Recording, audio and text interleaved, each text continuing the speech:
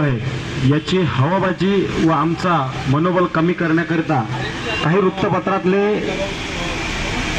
म्हणजे सुज्ञ पत्रकार म्हणू शकतो आपण, त्यांनी बातमी लावली की शेतकऱ्याच्या विरोधार्थ म्हणजे शेतकऱ्याचं हित आमच्याजवळ नाही आहे, शेतकऱ्याचे सर्व पांदन रस्ते हे योग्य झाले आहे. जर खरोखर भ्रष्टाचार झाला नाही तर हे जे आजोबा आले आहे यांचं सावंगीचं प्रकरण आहे आणि मी स्वतः हाताळलं आहे. त्यांच्या गावाचे 20-25 लोकांना माहीत आहे.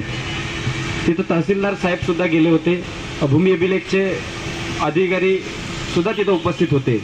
आता यांच्या शेताजवळ जो पानन रस्ता होता 22 फुटाचा, यांच्याजवळ जो त्यांनी एक पंचनामा केला, त्या पंचनाम्यामध्ये प्रत्येकाची सही घेतली.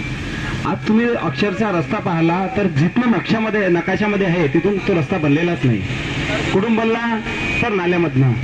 आज यावर्षी जास्त प्रमाणात पाऊस पडला नाही आणि जास्त प्रमाणात जर पाऊस पडला तर तो पानन रस्ता पूर्ण वाहून जाणार. म्हणजे त्या पत्रकाला मी सांगू इच्छितो की आम्ही खोट्या नाट्या गोष्टीसाठी किंवा कोणत्या हेतुपुरस्पर शेतकऱ्याला त्रास व्हावा या उद्देशात नाही बसलो. आमचा उद्देश आहे शेतकऱ्यांच्या हितार्थ, शेतकऱ्यांचा सोयीस्कर योग्य व दर्जेदार पानन रस्ता व्हावा आणि आमचा लढा सुरू राहील. आम्हाला प्रचंड असा प्रतिसाद येथील युवा तरुण तसेच समाजसेवक बांधवांचा मिळत आहे, शेतकरी बांधवांचा मिळत आहे. आणि बोगस बनावट कितीही शेतकरी तुम्ही उभे केले पक्षातले, हे बनावट शेतकरी हे तुमच्या मागच्या वेळेस जे तुम्ही आपण जो मुद्दा वापरला होता, जो रुपेश वाळके बिचारा क्रांतिकारी विचाराचा, त्यानं सुद्धा हा मुद्दा उचलला होता. मग त्याला दाबण्याकरता जो आपण मुद्दा हाताळला होता, जो प्रयत्न केला होता, तो आमच्यावर करू नका. आम्ही शिवसैनिक आहे, आम्ही वंदनीय बाळासाहेब ठाकरेंचे शिवसैनिक आहे, आम्ही धर्मवीर आनंद दिघे साहेबांचे शिवसैनिक आहे. आम्ही शिवसैनिक सत्तेसाठी नाही तर सत्तेसाठी लढतो. म्हणून विरोधकांनो, भ्रष्टाचाऱ्यांनो, तुम्हाला माझं आव्हान आहे, माझा जीव जरी गेला तरी चालेल. माझ्यासोबत अमोलदादा यांनी जो आता हा संघर्ष उचलला आहे, अमोलदादाची छवी खराब करण्याचं काम हे विरोधक करत आहेत आणि असं कदापिही वरुड तालुक्यातील एकनिष्ठ कर्मठ शेतकरी सहन करून घेणार नाही. उद्या 15 ऑगस्ट या दिनी गावोगावातून जे त्रस्त शेतकरी आहे, खरोखर त्रस्त शेतकरी आहे, या तहसील कार्यालयासमोर येईल आणि आंदोलकाची भूमिका मांडेल. अशा प्रकारचे आमच्यासोबत संपर्क झाले आहे.